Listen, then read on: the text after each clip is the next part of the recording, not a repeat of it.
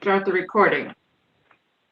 All right. So tonight is September 17th, 2019, and you're listening to the American Society of Dowsers Discover Dowsing teleconference. And I'm Roxanne Louise, and I conduct these on a monthly basis, always the third Tuesday of the month.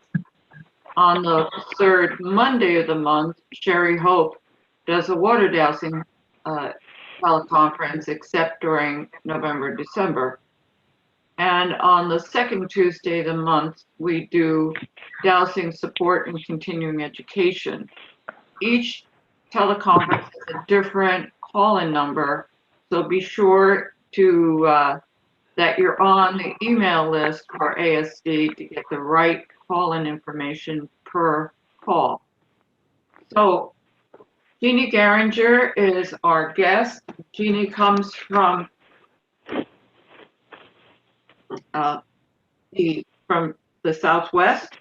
She's a 35-year dowser and a second generation. Her father was Tony Gehringer, who was at one time president of the American Society of Dowsers. Jeanne herself has been on the board and committees. She served on the West Coast Conference Committee. She co-founded the Donna Anna Dowsers in the Southwest Dowsing Conference and served as conference director. She's been a presenter many years at ASD chapters and regional conferences, and she teaches dowsing locally. In 2015, Jeanne was awarded the American Society of Dowsers Dowser of the Year, which is a major honor. So we welcome Jeanne to the call. Now, Jeanne's expertise includes clearing non-beneficial energies. And it's very important for every person to do something on a regular basis to stay in a good place, both mentally, emotionally, and spiritually, as well as physically. There are a lot of things that help a person, as her talk says, apple a day. Well, as we know, apple a day also applies to physical health. So in my estimation, the first part of staying clear is to take good care of yourself and have healthy habits like adequate sleep, stress management, nutrition, exercise, all those type of things. But it goes beyond that. But once you notice what it feels like to be in a good place, then you will know when you are off.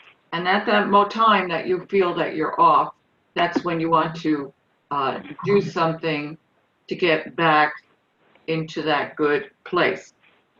So people have asked Jeanne what is her protocol, what is her procedure to stay in that good place? Because many things can upset us and get us off.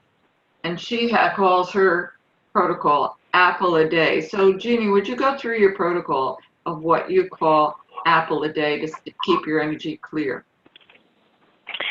Be very happy to. I think this is such an important concept to have some type of daily practice in order to keep ourselves clear, and by doing that, keep ourselves open to the positive energies and positive information from source that comes our way. A really good point, Roxanne, that you made was that we all know what it feels like to be well, to be balanced, to be centered, not to have our energy going out from us like a whirlwind. And we want to stay in that space for a whole lot of good reasons. I've been teaching for years, and no matter what topic I teach, it seemed my students were always asking, well, what do you do every day? Because myself and all the teachers who teach go over so many things that it's overwhelming to the beginning and even middle dowser on, am I supposed to do all this every day? And I thought that was a really good question of my students. So I developed this apple a day protocol, and I'm trying to remember whether it's available through ASD on their web, but if anyone who wants the protocol will email me after this is over tonight, and I'll give you my email. I'm very happy to send you the PDF. And my email is M as in Mary, JEANNE at zianet.com. And that's Z like a zebra, IANET.com. And I'll repeat that. MJEANNE at ZIANET.com. I've worked hard to keep it on one page so that you can have it in front of you if you need to on your morning meditation or wherever time of the day you choose to do what I call your daily work. The first thing is to start the day with intention. When you wake up, before the do list hits your head, to have an intention. It can be to accept everything as a learning experience. It can be to be in gratitude. It can be something incredibly simple, like to do two things that day to strangers as a gift or happiness that you wouldn't have done. It can be reading sacred material or special material. I have a variety of things I do, and I have many little spiritual pamphlets that I take out with me to my morning meditation place and leaf through, and when they open to a page, that's what I study that day. And it doesn't take much, just a little something that while we're still in the space between sleep and full wakefulness, that we're still more aligned with the spiritual realms, that we are setting an intention. Then, the first thing I do after that is we check for any non-beneficial energies.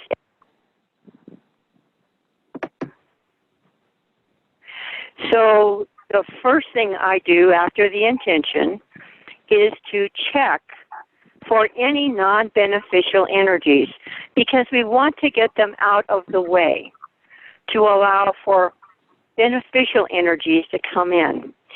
So the first thing is I ask, I have my pendulum and a little chart, basically scale of 1 to 10, a 0 to a plus 10 for positive, a 0 to a minus 10 for non-beneficial.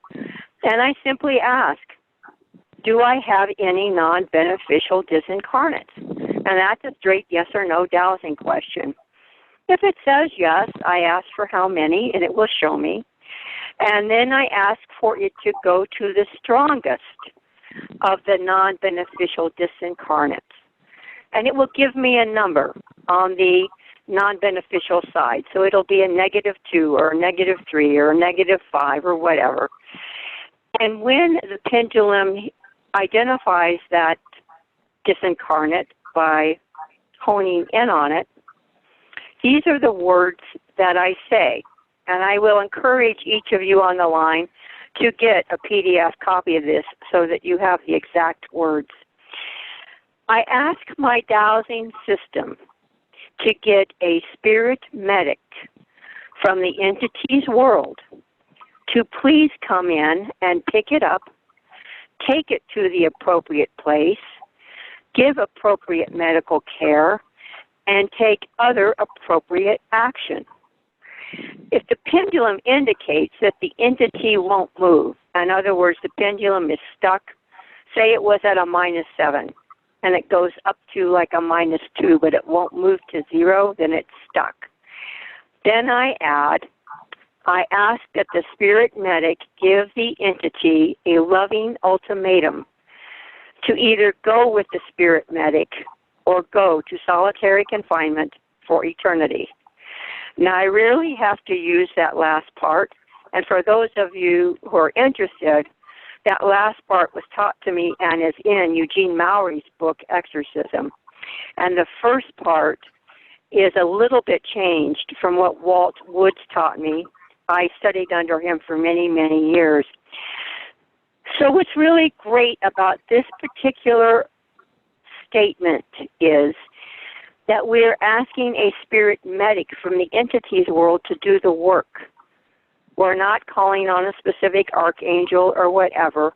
We're specifically getting something that entity will recognize. And we are asking Source to find the appropriate place and take the appropriate action. A lot of people send them to the light, but some of these entities may not be ready for the light. That may not be what's appropriate for them. I joke often that a lot of these entities need to go into entity rehab before they can go forward. So that's the first thing I do, is to check for any non-beneficial disincarnates. Then I check in general for any non-beneficial energies. Again, with my pendulum on that little chart, I ask if there are any non-beneficial energies in my physical or etheric field. And if it says they are, I ask that they be removed. And I use these following words in order to have them removed. I ask that the frequency of all non-beneficial energies in all facets of my being be scrambled, harmless and formless, into the universe. All energy voids are to be filled immediately with divine healing light. Now, importantly in here, we're looking at all facets of my being. So that's energetic, spiritual, physical, and everything. And that pretty much picks it all up. And what we always want to do when we remove anything that is non-beneficial is to immediately fill an energy void with divine healing light. And I find it very good to do it on each thing and not wait till I'm done. Especially in crowded seminars, I have seen people get sick as they are picking up others' discarded energy before the end of the seminar when they're all filled with divine healing light. So to do it each time. So we've just checked for these non-beneficial energies, for disincarnates and other generic energies. Then the next thing we do is we tune in to good old Walt Woods' Letter to Robin. If you all don't have one, it's free on a download. Just type in Letter to Robin, it will get there.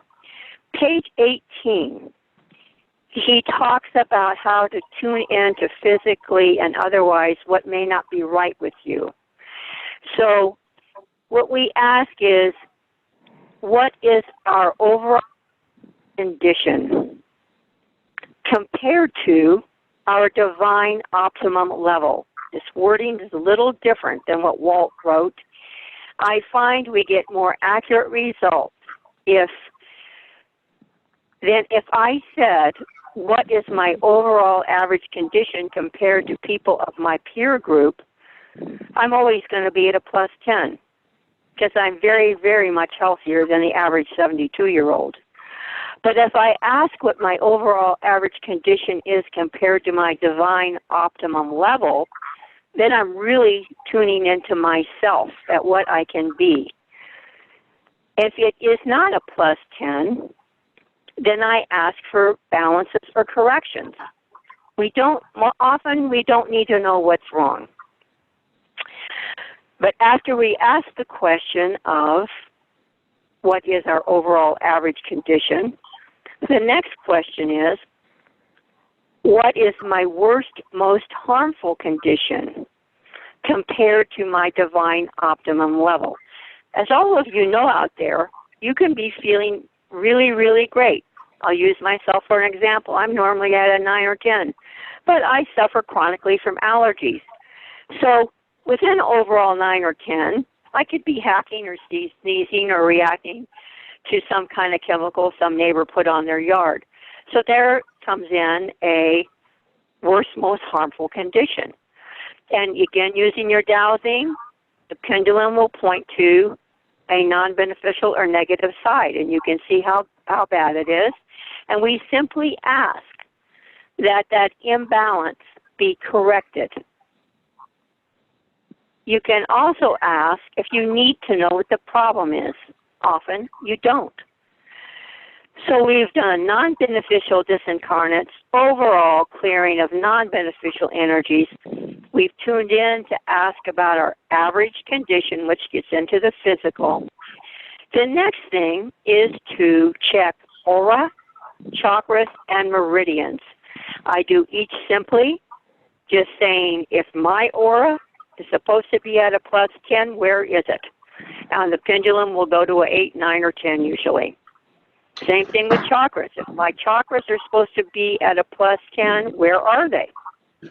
And meridians. On each of those, if it's for me less than a plus 10, I simply ask the dowsing system to bring it up to the 10. And I ask for that to be done at a rate and speed most appropriate and in my divine best interest. So for someone, say, who doesn't do this often and their aura, chakras, and meridians are really not good, you don't want a major total correction all at once. It might make you ill.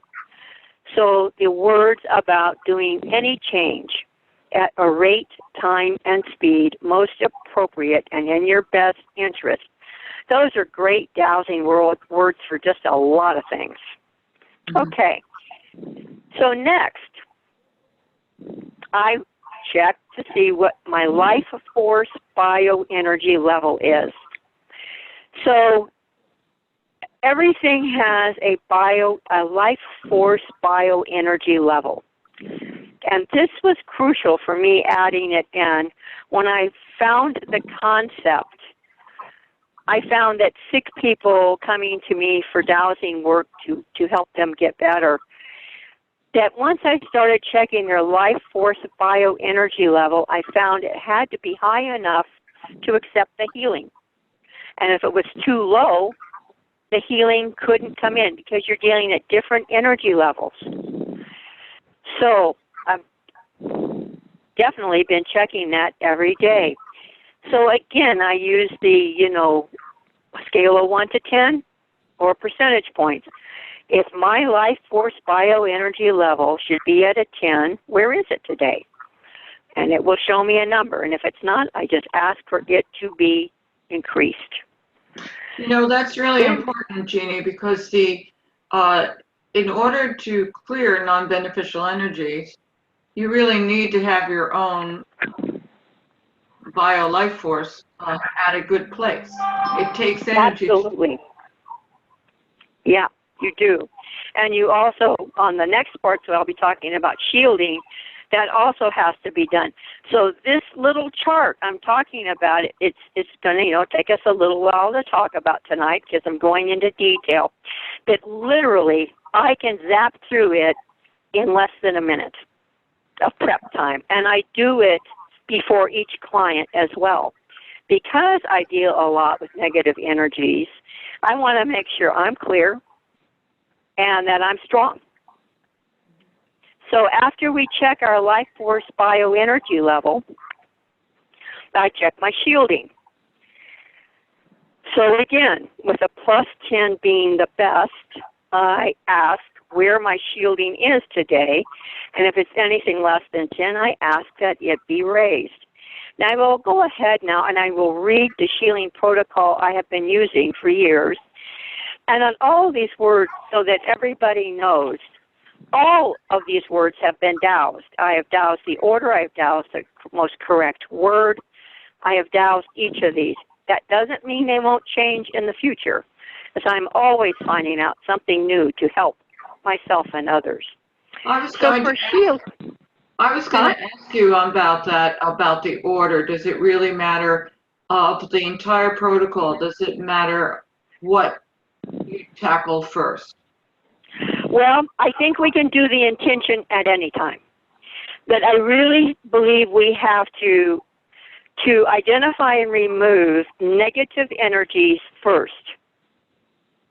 That's the first thing you do, is remove any non-beneficial energies before you go forward. Because say you've picked up a little entity somewhere, or say there is a noxious zone going through your house you haven't corrected, it's going to give you a not accurate reading on your aura, chakras, meridians, and your worst, most harmful, and the rest of that. Mm-hmm. It will definitely skew the results. So that's a really good question. So I really look at the non-beneficial energies first, identify them, get them gone, and then I check on all the other things to get me and everybody else into their best shape.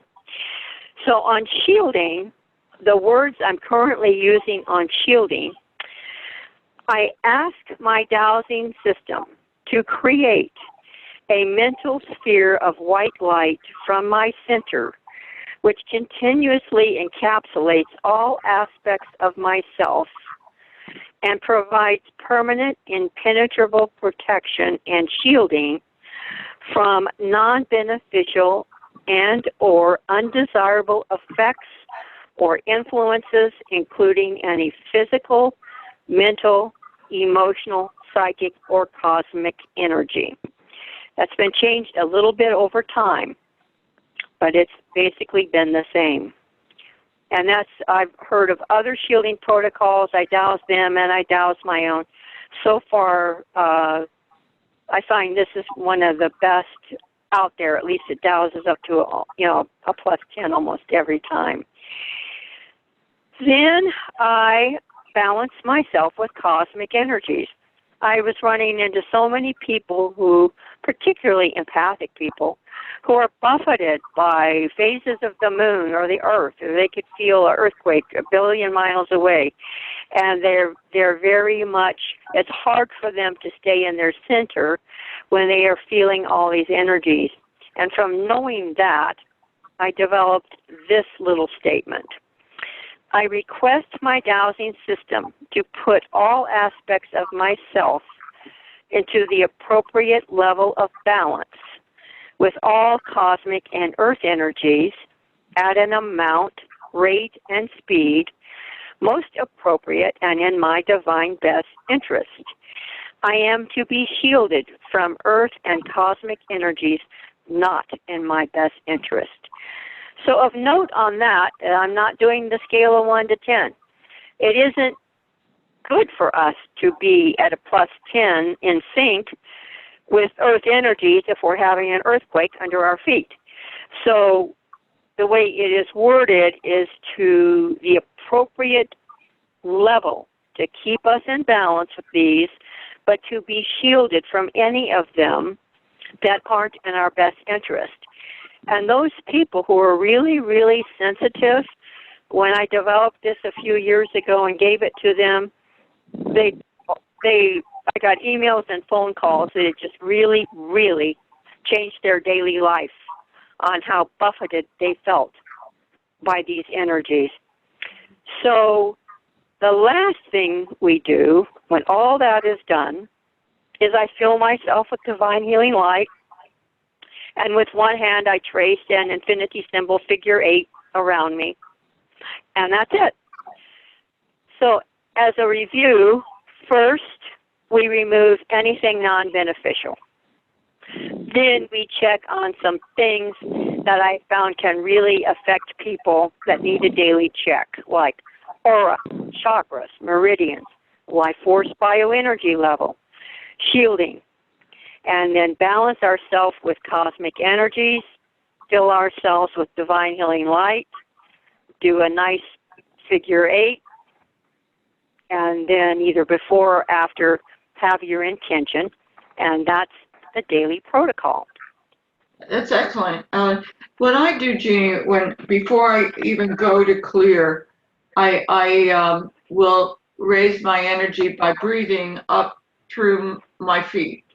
I know how to connect to earth energy, and so I plug in and I breathe in by deliberately pulling that life enhancing energy up from the earth, and I do that a few times until I feel energy come up my legs. I do that before I do any clearing, so I'm starting from a stronger place.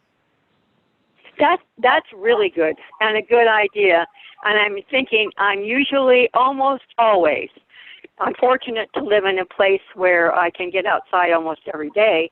That I'm on a patio or a deck doing this outside, and my feet are bare, and I'm either got them on grass or in the sand or whatever. So I am connecting with the earth, and I agree with you that really, really adds to it.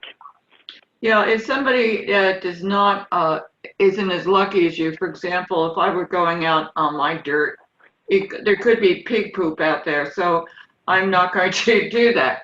And besides, I live in the Northeast, so it's weather is not usually a good thing. The other thing I do besides grounding is I center and I attempt to connect to source. So Right. and so that's what I do before I do any kind of dowsing, and then I go from there. Right. Well, actually, I do this every I like morning. the protocol a lot. And then before each client, I whip through it again. There was something else you had said. Yeah, the grounding is important. And even if I'm in a hotel room, I pretend that my feet they're definitely anchored through the ground at some point. And what I've added lately that's not on this paper that I do for myself, at the end of all that, I take at least 3 really deep breaths. And as I inhale, I am bringing in source, cosmic consciousness, Christ consciousness. Mm-hmm. And as I breathe out, I ask that anything that does not serve me to go out. Yeah. Just kind of as a completion thing. When I'm breathing out, I'm thinking of, when I breathe in energy through my feet, up my legs, and up over my head, and then as I loop around back down, I intend, it's again by intention, that any unnecessary stress or anything non-beneficial goes out my feet, and I imagine all the microbes chowing down on that stuff and composting it. Yes, indeed. Probably need to add that to my little, I'm trying to keep it to one page so people can refer to it if they need to. Right, but right. Well, none of us are getting younger, and I think I'm already at 10-point type, so. Now, I've had a lot of experiences with all types of non-beneficial things, or should I say, I wouldn't say all types, because I think there's more things out there than I've had experience with. But have you run into things that you had to add other stuff to, and what was it? Are you talking about the non-beneficial disincarnates or entities or things like that? Right. Other consciousness. Right. Or black magic. Okay. So what's not on here, because this was a kind of keep it simple for people. Right.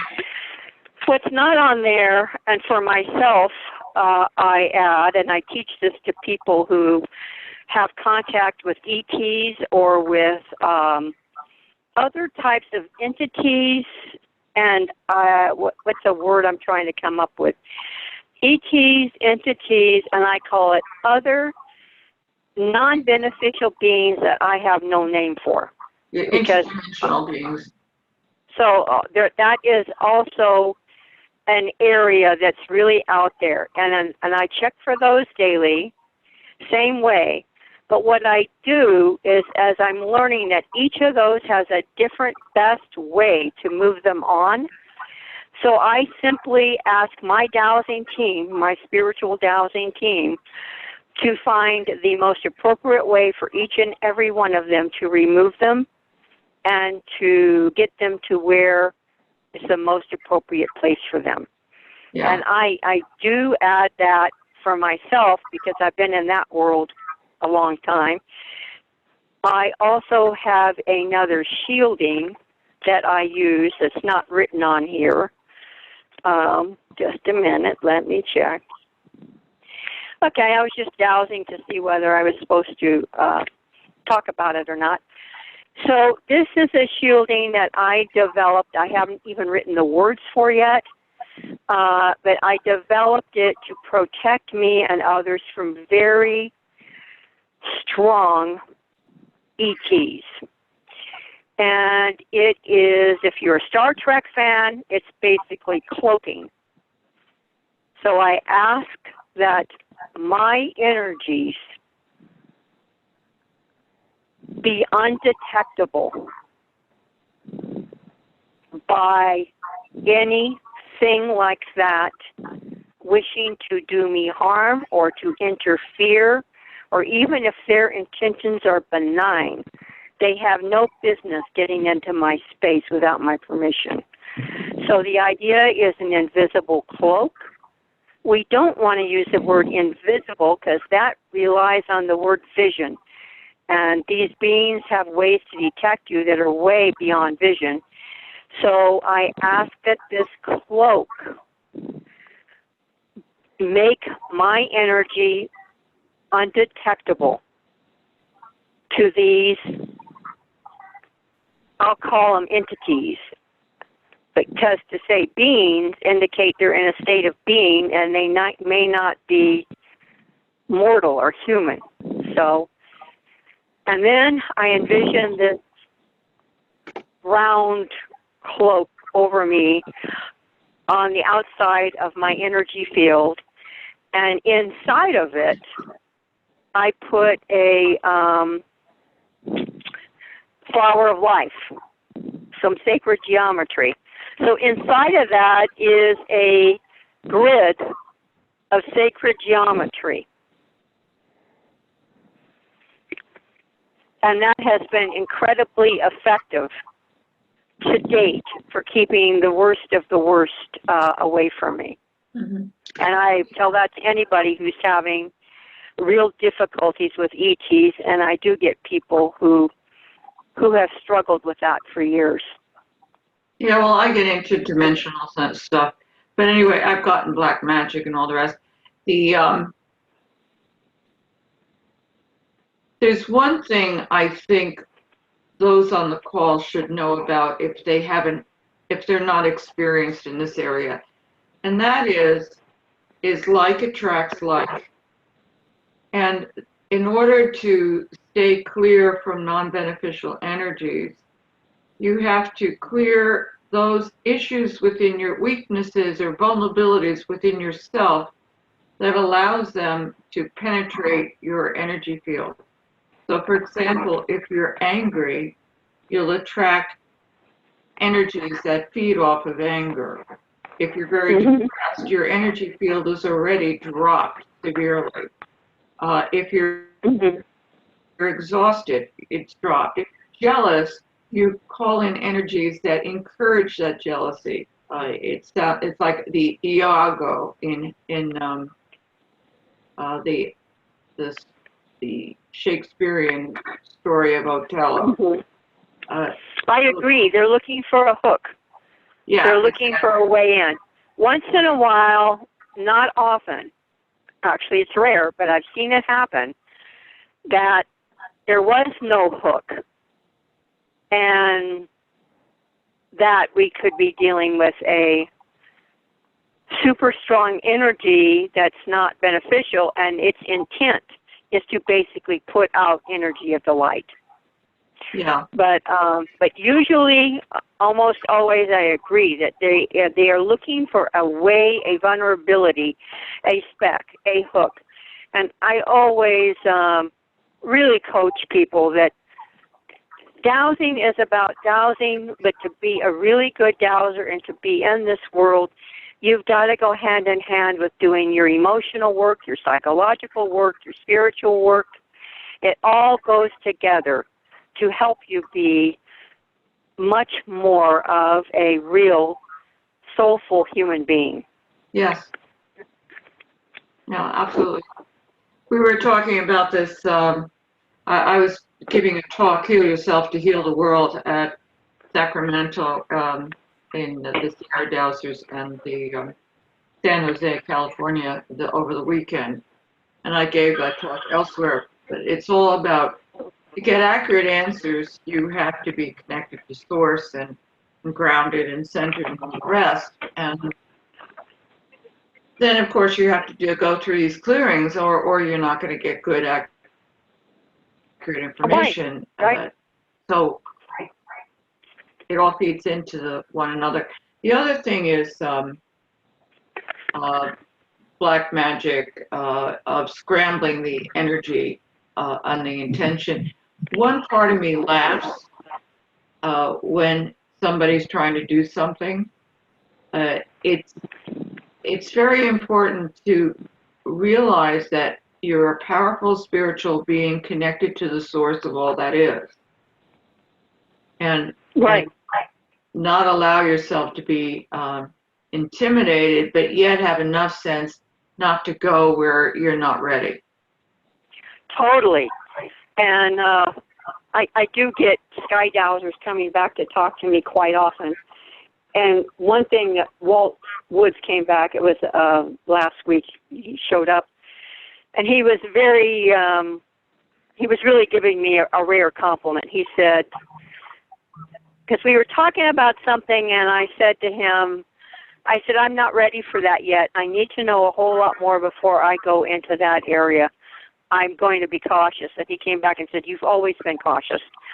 That's good. He says, that's why you've stayed out of deep trouble. He said, and it's true.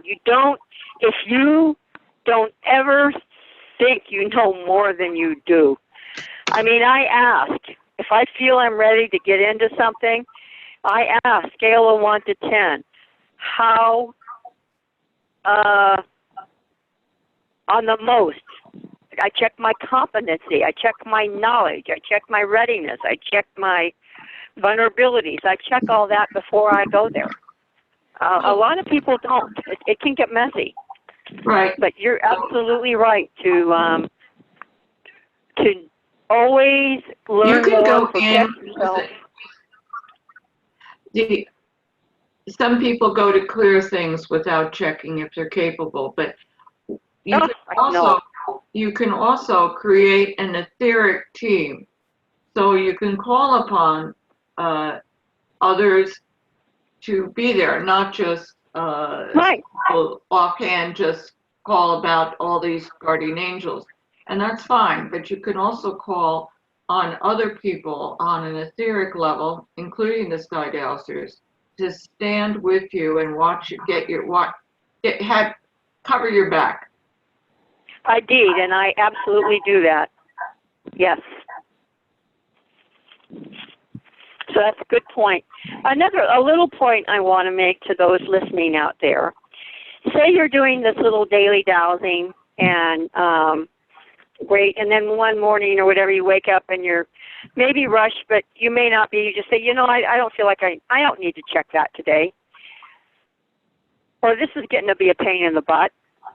Usually when you feel like that, some kind of non-beneficial energy has gotten inside your energy field. They want you not to be too clear. So if ever that comes in that I'm too busy to do that, or I don't have time, or I just don't feel like it, that's when you should double down and do it.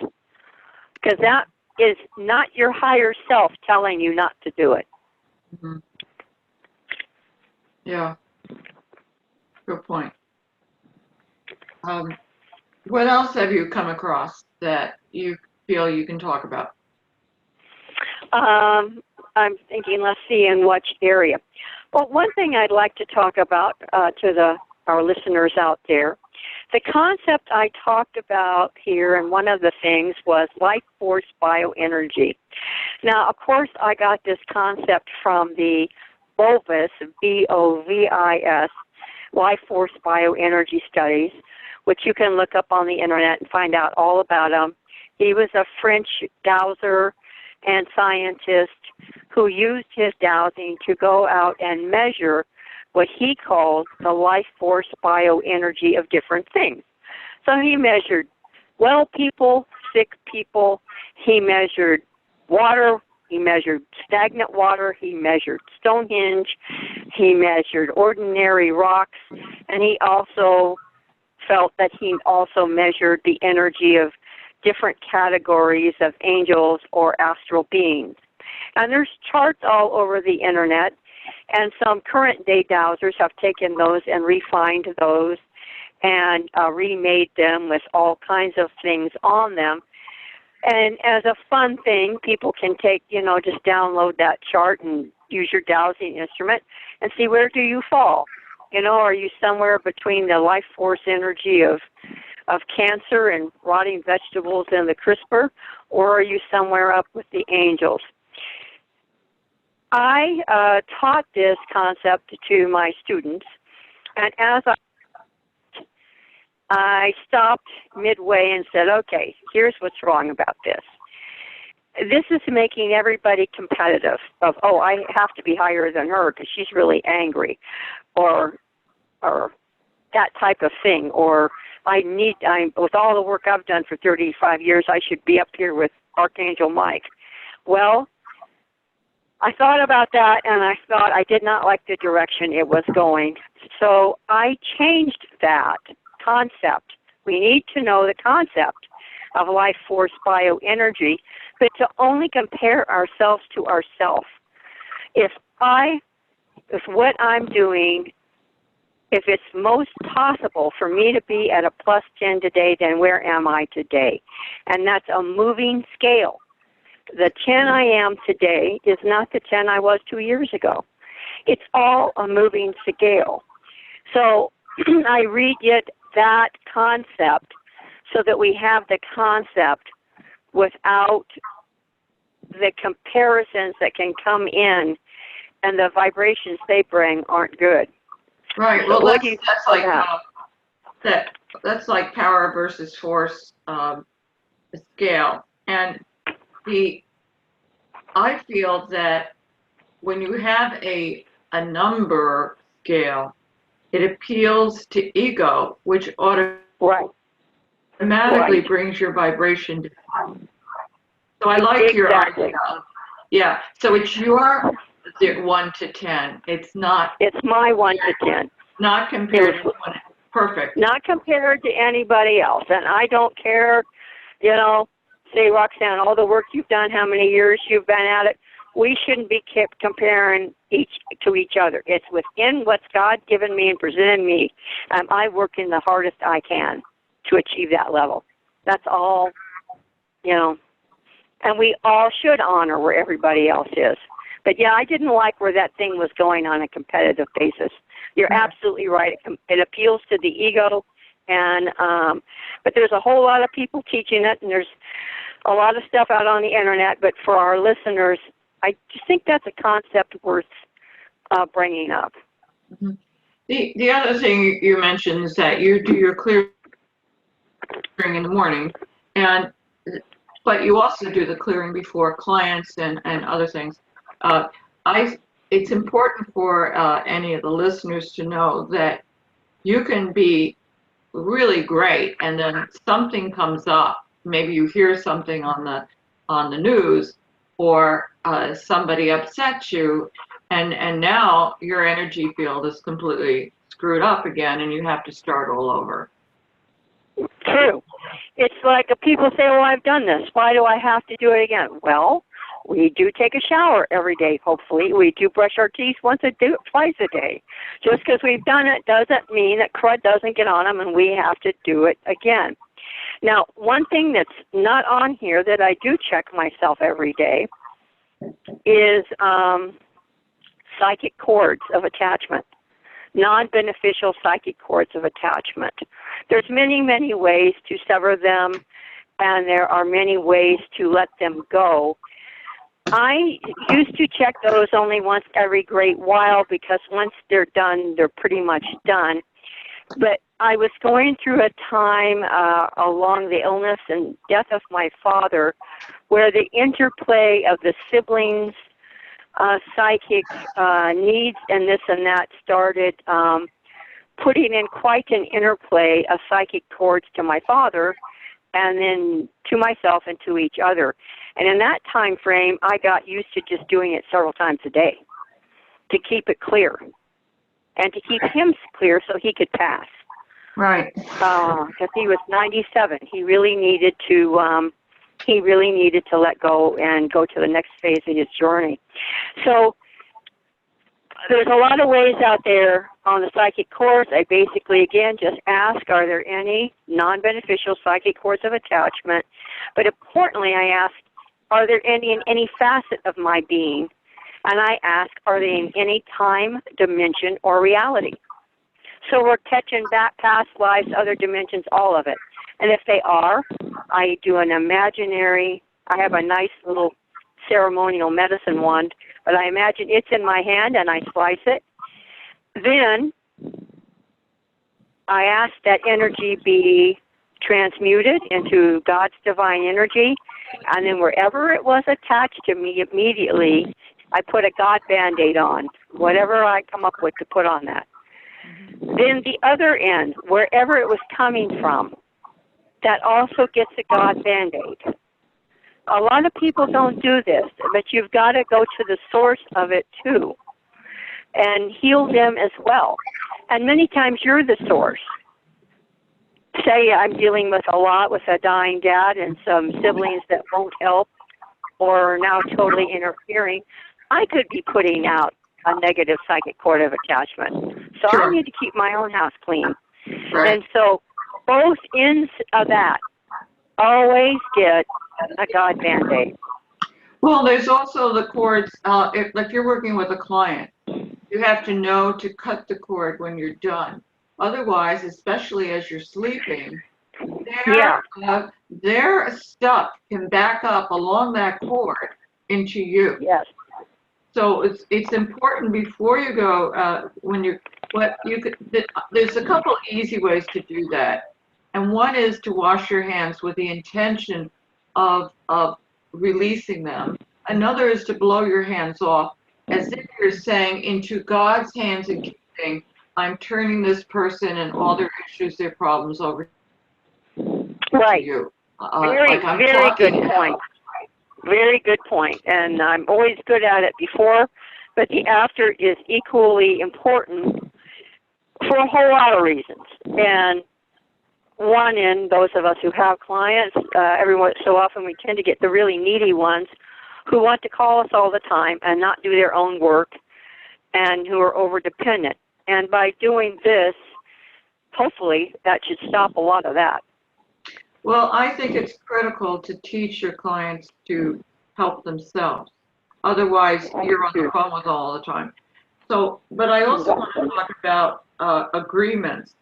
You can have agreements in other lifetimes, other dimensions, where either made knowingly or unknowingly, because some of this is on an unconscious level agreement, or through deception or simply ignorance, that you made an agreement with a person or an entity or whatever, and then that's made a vow, and that's causing issues or problems. How do you? That's true. I just go. Yeah. What do you do? I'm sorry, what? I just go and cancel any non-beneficial agreements made knowingly or unknowingly through ignorance and deception. Right. How do you handle it? Right. You're cutting out a bit. I hope you're clear to our listeners. And yes, absolutely, those agreements, and that goes into the words that we want to get in any kind of attachments or anything, that it's to any facet or aspect of our being, and it's in any time, dimension, and reality. And you're absolutely right, Roxanne, that adding the words known and unknown to me. And I add in those words, too, on aura, chakras, and meridians. Just because we're taught how the aura and chakras are doesn't mean how they really are, and it doesn't mean there's not layers of that we don't know about. Right. The other thing are blocks. So there can be blocks to healing. Repeat, please. There can be blocks to healing, blocks to clearing negative energy. Oh, yes. Yeah. So I go to clear any blocks that could be there, and then I go and ask for the beneficial forces of heaven to then remove those beings. Yeah, if I sense a block or I stop for a minute with a client and I'll douse that there's a block, then I'm usually on the phone with them, so I just ask them to wait a few minutes. And I call in my dowsing team. I call in Walt and my dad and Eugene and other people, and I just go quiet with my eyes shut, and it'll pop into me as a movie on the right side of my head what the block is, or the words will download in my head.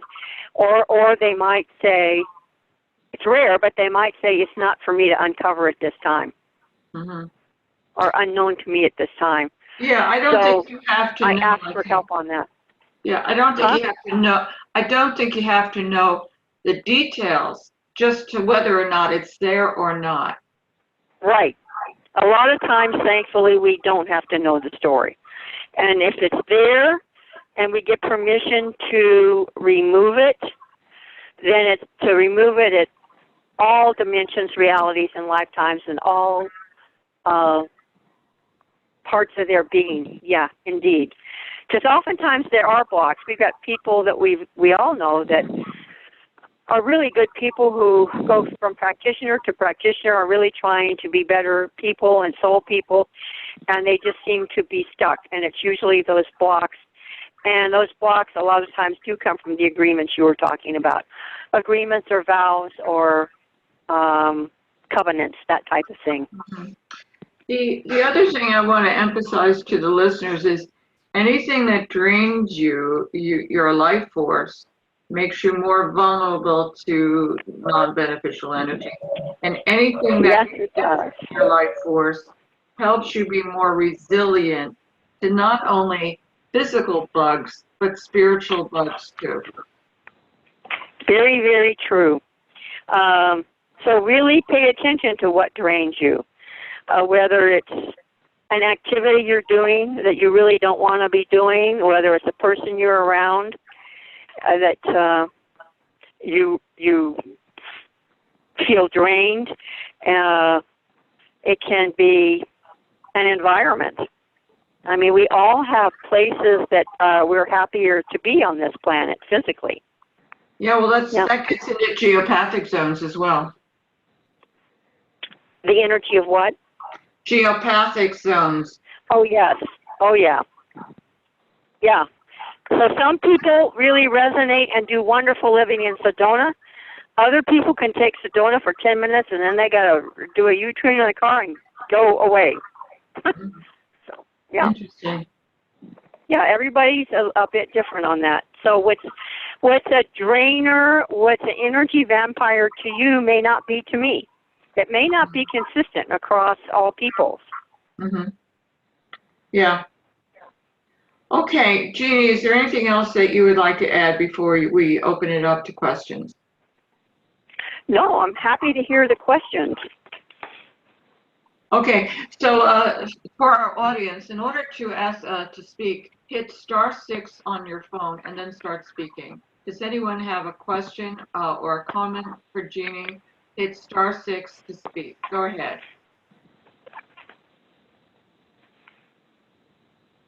Oh, hello? Yeah, go ahead.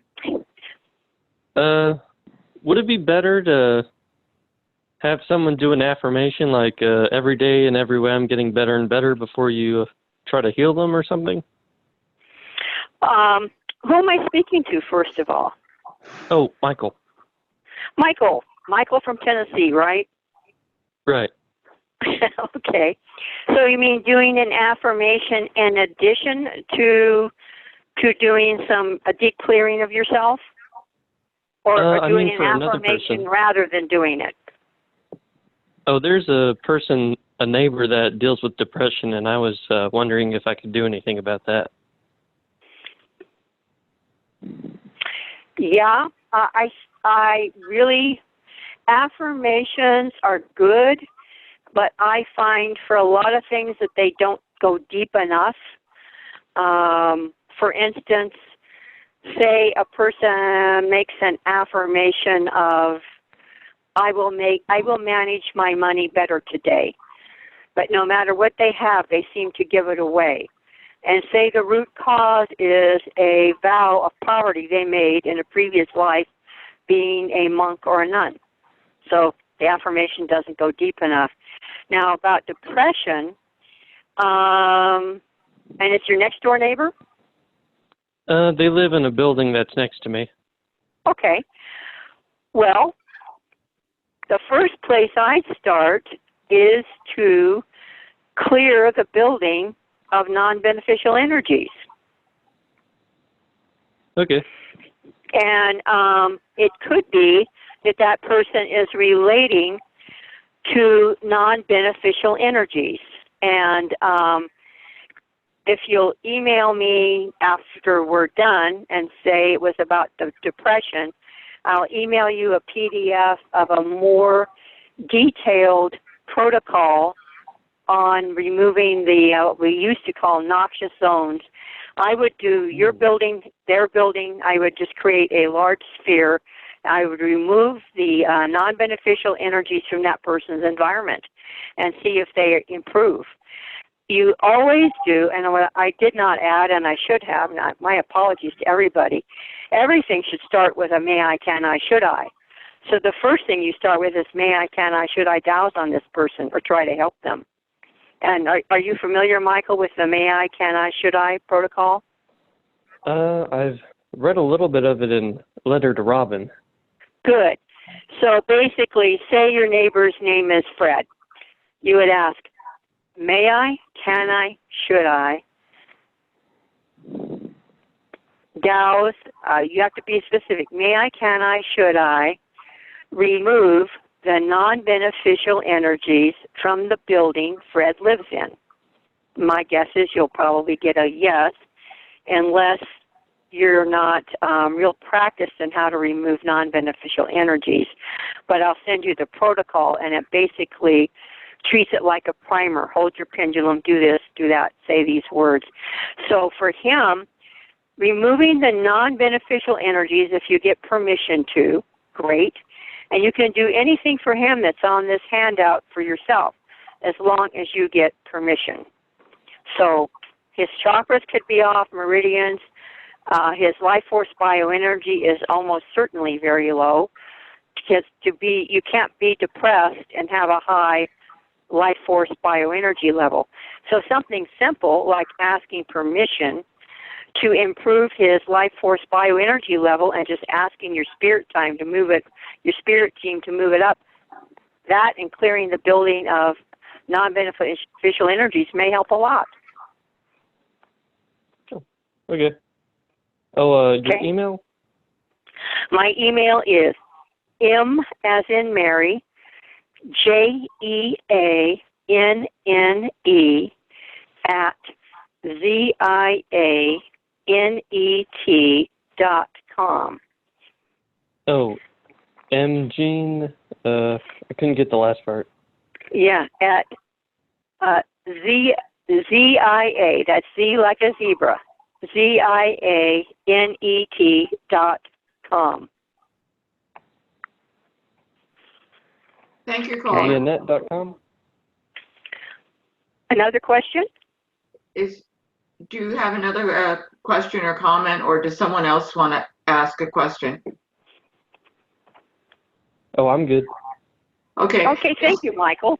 That's really nice thank to you. be concerned about others. Thank you. It says someone at 530 area code. Do you have a question or comment for Jeanne? Hit *6 if you'd like to speak. Hit *6 if you have a question or a comment. Hi, this is Mary in South Carolina. I have a question, and it's in reference to what you said with the geopathic zones. Mm-hmm. Do you have any particular protocol that you follow for determining if you are in a geopathic zone that may be disturbing for you? And I'll give you an example. In my particular home, it's actually, most people who come into my home like it, but yet I detect that there's something here that's off balance, and it seems to be affecting my health. So Okay. you have a protocol for dealing with that? Yeah. Actually, it's the same one I was just talking to Michael about. So if you will email me, I'll send you that, and it will be called Handling Noxious Energies. Or, it will be on how to identify and remove noxious zones. just because everyone else likes your house and your property, you may be much more sensitive to this energy. So you may feel it where others don't. You can have 3 people in the same house, and one of them may get sick, the others are fine. And so I do have a protocol for that, and it's, like I said to Michael, very easily written, that just follow what I say with your pendulum in your hand, and you can identify it. You'll set your area. So you'll set how large you do this, like 20, 40 feet out from the legal boundaries of the house, and up how many feet and down how many feet into the ground. So you'll set your area in order to do the clearing. But it's very doable. And it's understandable that one person feels it and others don't. Okay, thank you so much. Okay. Does anyone else have a question or comment for Jeannie? Hit *6. I have a question. This is Pat from California. And my question is about the... Fine, how are you? I love your class. Thank you so much. My question is about the life force bioenergy level for healing. Could you speak a little bit more about that? So you're saying that the healing will occur unless the bioforce energy level is at a 10, or you try to find out where it is? Well, that's the reason why people don't heal? Yeah, it doesn't exactly have to be at a 10, but it can't be in the toilet.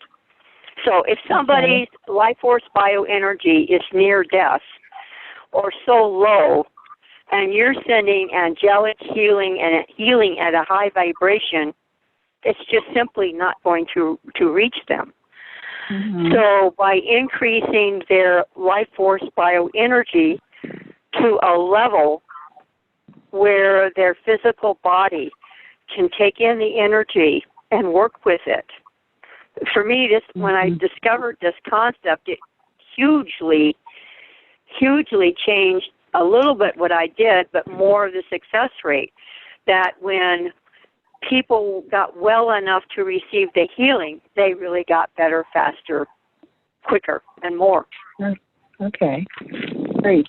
It makes sense when you think about it, right? Yes, it does, yes. And it really does make me wonder just about, general things about our energy levels and making sure we are more congruent with the healing things we're doing for ourselves.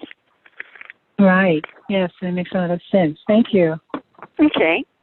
Jeannie, I want to go back to something Michael was asking about affirmations. I find that when I get depressed or I feel my energy down, I can use an affirmation to focus my mind that I am able to meet whatever situation I'm faced with. So I might say, I'm a powerful spiritual being endowed with dignity, direction, and purpose. I have something of value to offer. And that affirmation I frequently use when I know I'm being confronted with negative energy. That's good. I hadn't thought of that, and thanks. I know I'm thinking back when I really needed a lot on a daily basis when my dad was in his last years. And I basically just asked my spirit team, I said, I know you'll give me all the strength and knowledge I will need. And no matter how tired I woke up, I knew I'd be fine. And so I guess that's an affirmation. It's I hadn't thought of it that way, but a total knowledge that my spirit team would absolutely see me through it. Right. Yeah. I but that's the point.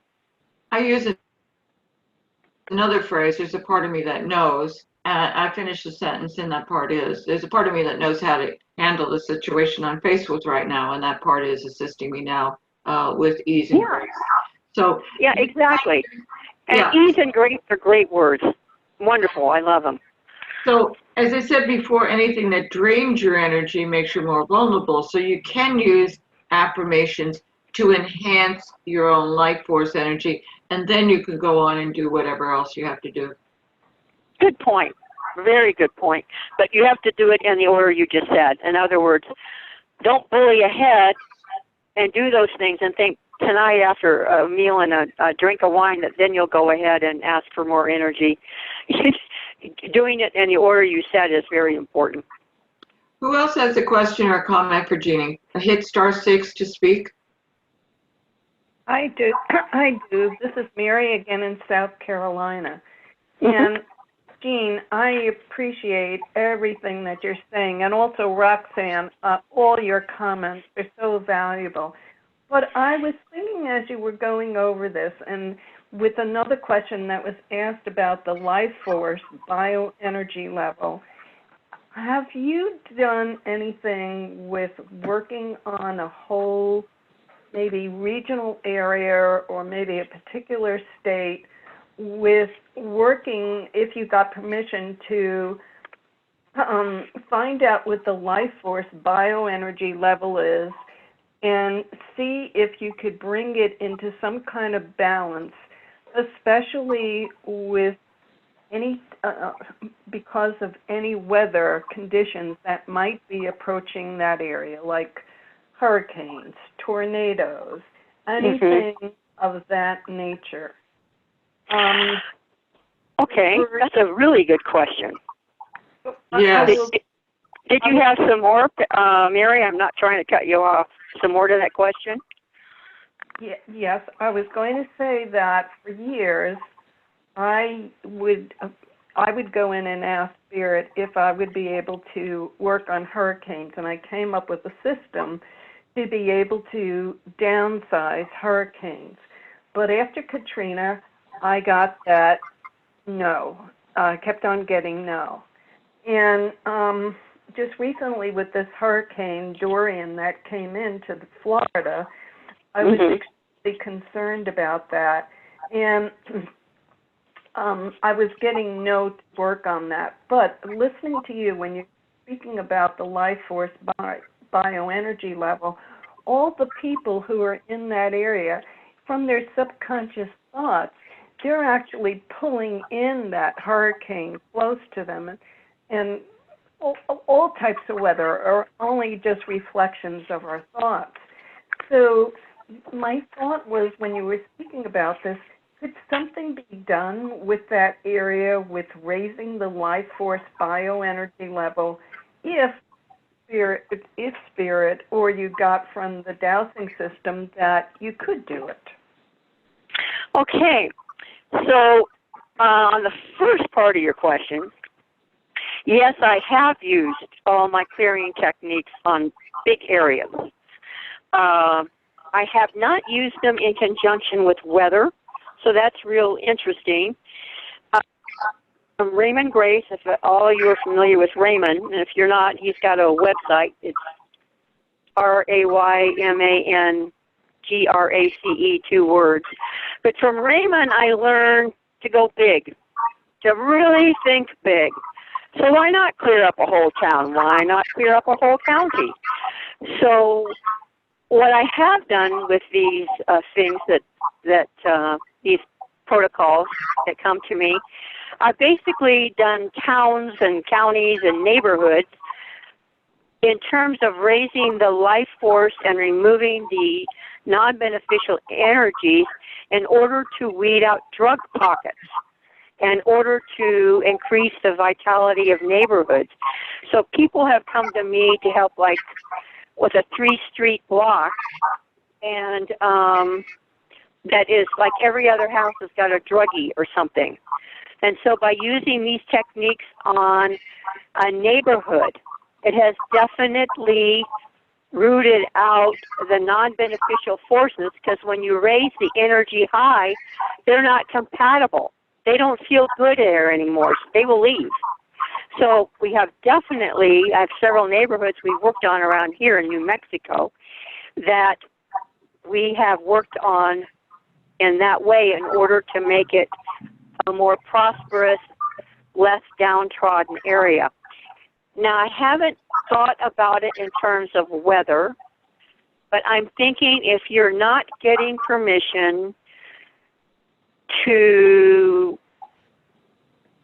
dampen or keep the hurricanes away, that after the bad weather is gone, to use these to increase the life force of the area so that it can get back to its normal or prosper quicker. Wow, that's really interesting. I hadn't thought of that. That's great. So that I'm guessing you're not getting permission, don't know why, but somehow if you're not getting, if you get a no, you get a no. It could be out of lessons to learn. It could be global warming. Who knows? But if you're not getting the permission, that doesn't mean that after the fact you can't use these to help that town, that community, that state get back on its feet. Now, I am in a state, this is just not at all a point of pride. We are the last of the 3 states in a whole lot of important things, like poverty, like child welfare. We are on the bottom. And so for me to use these to try to clean up my own state to get it better, yeah, that's important. And as a fun little fact, not lately, but over time, I have gone in with my class. We've gone into the District of Columbia. and every so often go into look at and to change the non-beneficial energies. Now, when we do this, the important thing, and I found it difficult for a lot of people, is not to assume who's the good guy and who's the bad guy. So if I get questions about, are you doing it for Republicans, or are you doing it for Democrats, or this guy's got to be bad, that guy's got to be good, I said, no, energy's energy. We're just going to go in and we're going to gather up and detect any and all non-beneficial energies, and let's convert them. We don't want to be in judgment here at all. So I've looked at it from those angles. But your weather point, that is a really good one to think about. There's another area where you can use the dowsing and clearing, and that is twofold. One of which is that you can send healing to the people in the path of the storm to make the take the right appropriate action for themselves, and also to heal their trauma after the event. Right. There's a lot that can be done. A lot. Roxanne, could you say before you said heal their trauma, but you said something before that? Could you just repeat, please? That you send the healing to the people in the path of the storm to make the right decisions for themselves, to take the right appropriate action for themselves, whether they're to stay and hunker down or to leave the area, for example. Well, so to bring in the energy of mental clarity. Yes. Yeah. Yeah. But you're right. Storms do play a part in the consciousness of the people does have a part, but the consciousness of storms is twofold. One of which is the fact is that there is a storm, and that it can be created by consciousness. But also some of these storms are directed with engineering, geoengineering. And so therefore the consciousness that you want to heal is the consciousness behind those involved in weather engineering or steering a storm. Well, actually, I took a look at the energy of Dorian, and there were a lot of components of it. There was a component of confusion. There was also a component of hatred. But the driving mechanism was greed. And usually, most of the hurricanes that especially go into the North Carolina coast, are usually all about greed. I've seen hurricanes that were manipulated by extraterrestrials also. So sometimes it's a very different story of what that hurricane is, a reflection of. Yeah, I heard that sometimes get rid of the inhabitants so they can buy up the land cheap. Anyway, that's a little bit of off topic. But a good point. Yeah. Thank you. Thank you for your comments. Yeah, very good question. And for the listeners who are still on out there, to use this to clean up your own neighborhoods, that's something small and good that you can do with benefits you can feel, quickly. Yeah. Are there any last questions or comments for Jeannie before we close? Hello? Yeah, go ahead. Yeah. This is Mary from Maryland, and I just wanted to make a comment for Mary from North Carolina. I think all of us have felt the grief for the people of the Bahamas, and I did hear someone comment that, and Roxanne, I'm so grateful to both you and Jeanne tonight. I didn't join until late, but the comment I heard that brought some, I don't know, comfort, if there is any to be found in that hurricane, is that the people in the Bahamas, the population was about 70,000, and it may well be the geoengineering. I'm so glad Roxanne is aware of that and brought it up, but the population, the numbers of those perished, maybe, even half of the population or more that is not being revealed. But were the storm to have continued into Miami, it would have been in the millions, the population and the grief that we would feel the impact of. So if that can, it's all very confusing, and I'm no knowledgeable person about it, but I hope that might bring some people some comfort a little bit. I mean, my heart breaks for the Bahamas. Thank you. Yeah, it does. Thank you, Mary, very much. Thank you. Well, Jeannie, do you have a website? No, I do not have a website. Right now, the only way people can get a hold of me is through email. And so eventually maybe I'll have a website, but not right now. Okay. All right. So we're going to end with the questions, but I will make a couple comments. One of which is that we're looking for articles for the digest. Please send them in to editor@dowsers.org. Sharon Mahaney in California is the new coordinating editor, taking over from Joe Nathanson. And if you forget, you can just send it to dowsers.org. And our deadline is October 15th. So if any of you have interesting experiences or projects you're working on, if you have articles that you would like to submit, please do so now. As I mentioned, on the second Tuesday, we have a teleconference, Discover Dowsing. I'm sorry, Dowsing Support. The third Monday is Water Dowsing, and the third Tuesday is this call, Discover Dowsing. If you have suggestions, you can contact me at roxannelouise2@gmail.com or president@dowsers.org. And my phone number at my home is 434-263-4337. My cell phone, because I'm in California for another week, is 540-470-8218. So I like hearing your comments and your suggestions. So Jeannie, I'd like to say thank you very much for all the great information you presented to us. And I hope to see you sometime soon and at one of the, maybe the West Coast or some other place. But again, thank you so much. Well, you're so very welcome, and thanks for inviting me on. Always like the opportunity to share what comes to me to others. Hopefully it helps.